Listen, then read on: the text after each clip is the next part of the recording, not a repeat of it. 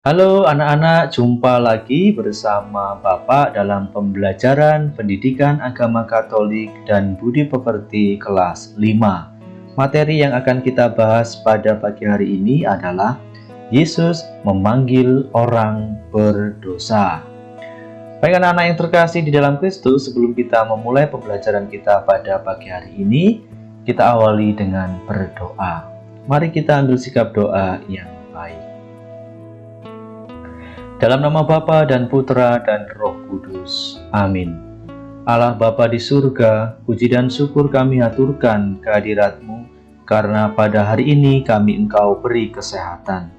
Kami ingin belajar pada Tuhan yang mencari dan memanggil kembali orang yang berdosa. Kami menyadari hal itu tidak mudah bagi kami. Untuk itu kami mohon Roh Kudus-Mu agar menguatkan kami untuk bertindak sesuai dengan ajaran Yesus yang bersedia mencari dan memanggil orang-orang berdosa. Amin. Dalam nama Bapa dan Putra dan Roh Kudus. Amin.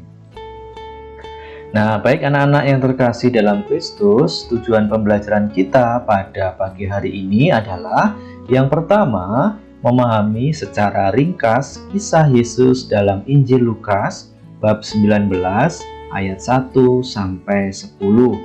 Yang kedua, memahami atau mengetahui mengapa Yesus memanggil orang-orang berdosa. Nah, anak-anak yang terkasih di dalam Kristus, masyarakat pada umumnya memandang orang-orang yang bermasalah itu selalu dijauhi. Nah, di sini ada kelompok yang dijauhi oleh masyarakat pada umumnya, yaitu yang pertama adalah narapidana atau pelaku kejahatan. Mengapa sih orang-orang seperti ini dijauhi? Nah, tentunya ya yang pertama itu tentu saja orang ini bermasalah. Kemudian tidak dipercaya atau takut dan curiga. Wah, jangan sampai aku dekat dengan mereka. Nanti kalau aku dekat dengan mereka, wah aku nanti bisa jahat seperti mereka.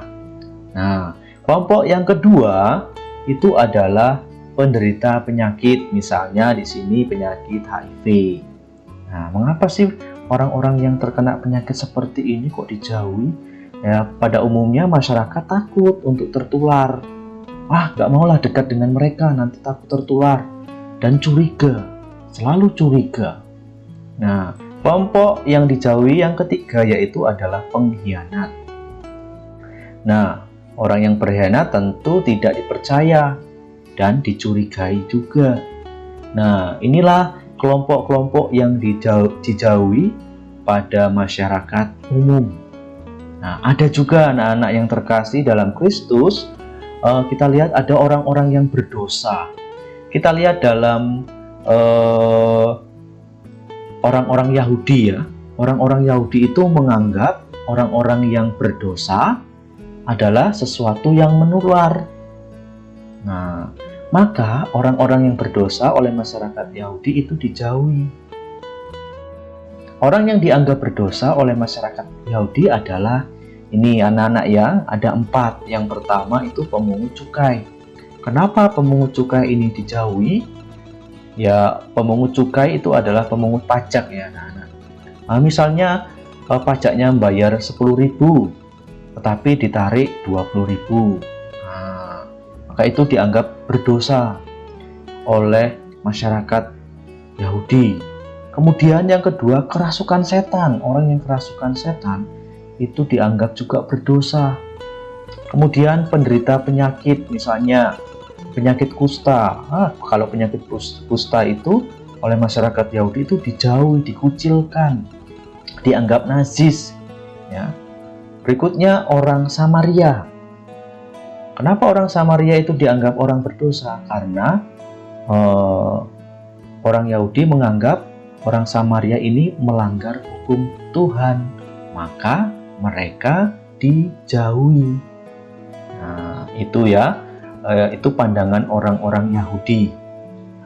Anak-anak yang terkasih di dalam Kristus, mari kita bersama-sama untuk mendengarkan sabda Tuhan dari Injil Lukas. Lukas pasal 19. Yesus masuk ke kota Yeriko dan berjalan terus melintasi kota itu. Di situ ada seorang bernama Sakeus, kepala pemungut cukai, dan ia seorang yang kaya. Ia berusaha untuk melihat orang apakah Yesus itu. Tetapi ia tidak berhasil karena orang banyak, sebab badannya pendek. Maka berlarilah ia mendahului orang banyak, lalu memanjat pohon ara untuk melihat Yesus yang akan lewat di situ. Ketika Yesus sampai ke tempat itu, ia melihat ke atas dan berkata, Sakeus, segeralah turun, sebab hari ini aku harus menumpang di rumahmu. Lalu Sakeus segera turun dan menerima Yesus dengan sukacita. Tetapi semua orang yang melihat hal itu bersungut-sungut. Katanya, Ia menumpang di rumah orang berdosa.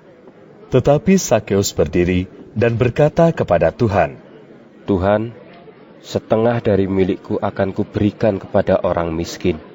Dan sekiranya ada sesuatu yang kuperas dari seseorang, akan kukembalikan 4 kali lipat. Kata Yesus kepadanya, Hari ini telah terjadi keselamatan kepada rumah ini, karena orang ini pun anak Abraham. Sebab anak manusia datang untuk mencari dan menyelamatkan yang hilang. Anak-anak yang terkasih di dalam Kristus tidak seperti masyarakat pada umumnya. Yesus justru memanggil dan menumpang di rumah Sakeus.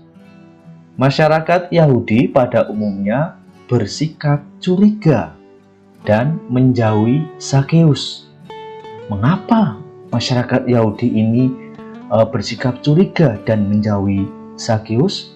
Karena Sakeus dianggap berdosa sebagai pemungut cukai. Nah, Yesus berbuat seperti itu karena itulah salah satu tugas perutusan dari Bapaknya. Anak manusia datang untuk mencari dan menyelamatkan yang hilang. Nah, maka kedatangan Yesus ke rumah Sakeus membuat Sakeus itu merasa bahagia, merasa senang, dan diselamatkan. Karena yang tadinya dianggap oleh masyarakat Yahudi itu dianggap berdosa sama Tuhan Yesus, malah ditempati rumahnya. Nah, maka Sakeus mengungkapkan tobatnya dengan mengucapkan, Tuhan, setengah dari milikku akan kuberikan kepada orang miskin, dan sekiranya ada sesuatu yang kuperas dari seseorang, akan kukembalikan 4 kali lipat. Atas sikap tobat Sakeus tersebut, Yesus menguatkan Sakeus dengan mengatakan demikian, hari ini telah terjadi keselamatan kepada rumah ini, karena orang ini pun anak Abraham. Sakeus anak Abraham berarti memiliki warisan keselamatan, sebagaimana dijanjikan Allah kepada Abraham. Nah, tentu berbeda ya anak-anak dengan pandangan masyarakat umum, masyarakat Yahudi, yang selalu mencurigai orang-orang yang berdosa, tetapi Yesus justru mendekati, Yesus justru menyelamatkan mereka. Nah, maka di dalam Injil Lukas tadi, bab 19 ayat 1-10, ada kata-kata yang menjadi panutan kita, atau kata-kata yang dijadikan kata emas. Hari ini telah terjadi keselamatan kepada rumah ini, sebab anak manusia datang untuk mencari dan menyelamatkan yang hilang. Baik anak-anak yang terkasih di dalam Kristus, semoga pembelajaran kita pada hari ini selalu menguatkan kita, supaya kita mencintai orang-orang yang ada di sekitar kita, tanpa memandang curiga. Maka kita mengakhiri kegiatan pembelajaran kita pada pagi hari ini dengan berdoa. Dalam nama Bapa dan Putra dan Roh Kudus. Amin. Bapa yang Maha Baik, terima kasih Engkau telah menyelamatkan Sakeus dengan mau datang ke rumahnya. Ajarilah kami agar kami tidak mengucilkan orang-orang di sekitar kami, melainkan untuk selalu mendekati mereka. Demi Kristus Tuhan kami. Amin. Dalam nama Bapa dan Putra dan Roh Kudus. Amin. Baik anak-anak, terima kasih untuk pembelajaran pada pagi hari ini. Sampai jumpa di pembelajaran berikutnya.